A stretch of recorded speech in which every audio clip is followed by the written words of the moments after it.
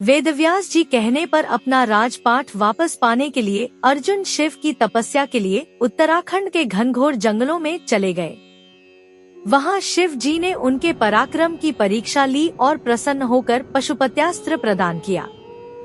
उसके बाद शिव शंकर वहां से अंगतध्यान हो गए।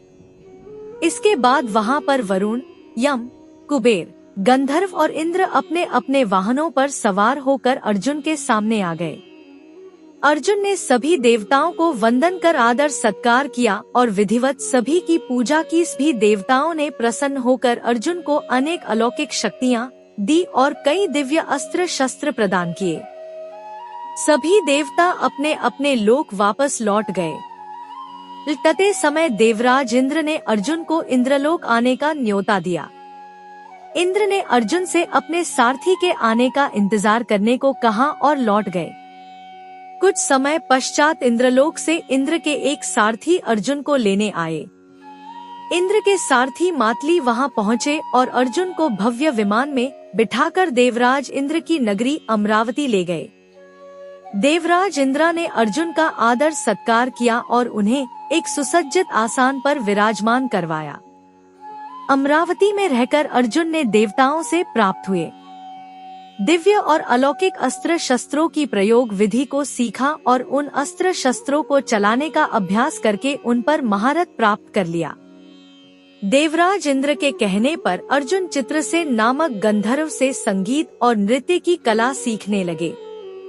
एक दिन अर्जुन चित्रसेन के साथ संगीत और नृत्य का अभ्यास कर रहे थे। तभी वहां पर इंद्रलोक की बेहद खूबसूरत अप्सरा आई और अर्जुन को देखकर उन पर मोहित हो गई। अकेले में समय पाकर उर्वशी ने अर्जुन से कहा, है अर्जुन, आपको देखकर मेरी कामवासना जागृत हो गई है। अब आप किसी तरह मेरी कामवासना को शांत करें।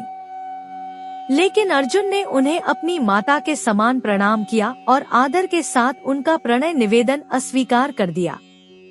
अर्जुन की बातों से उर्वशी के मन में बड़ा क्रोध और दुहक उत्पन्न हुआ और उसने अर्जुन से कहा, तुमने नपुंसकों जैसी बात कही है, इसलिए मैं तुम्हें शाप देती हूँ कि तुम 1 वर्ष तक नपुंसक बनकर रहोगे। इस श्राप के बाद अर्जुन अपने अज्ञातवास के समय बृहन्नला बने थे। बृहन्नला के रूप में अर्जुन ने विराट नगर के राजा विराट की पुत्री उत्तरा को 1 वर्ष नृत्य सिखाया था। बाद में उत्तरा का विवाह अर्जुन के पुत्र अभिमन्यु से हुआ था।